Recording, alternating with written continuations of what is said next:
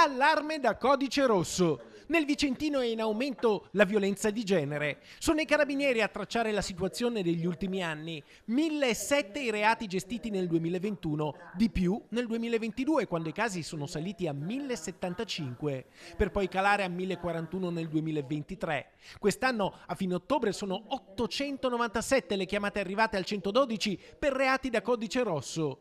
Una media di 90 al mese, quindi più di quelle dell'anno scorso. Ma sono in crescita anche le denunce, 56 al mese nel 2023, 66 nel 2024. Aumentano i reati denunciati, questa è la chiave da dare, nel senso che il dato va interpretato fortunatamente anche in maniera positiva, con una maggiore consapevolezza ovviamente della possibilità di denunciare, una maggiore consapevolezza a livello sociale, però è chiaro che questo è un cammino, un percorso che va fatto da tanti protagonisti.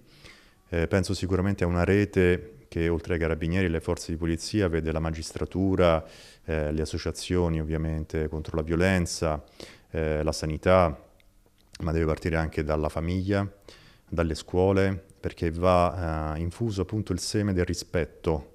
Quest'anno in particolare il reato da codice rosso più denunciato è quello di maltrattamenti in famiglia, con 361 segnalazioni, a cui seguono 183 casi di lesioni personali, quindi violenza, e 163 casi di atti persecutori o stalking. Dobbiamo sempre pensare a chi in questo momento ha ancora dentro di sé il dubbio se rivolgersi o meno ai carabinieri.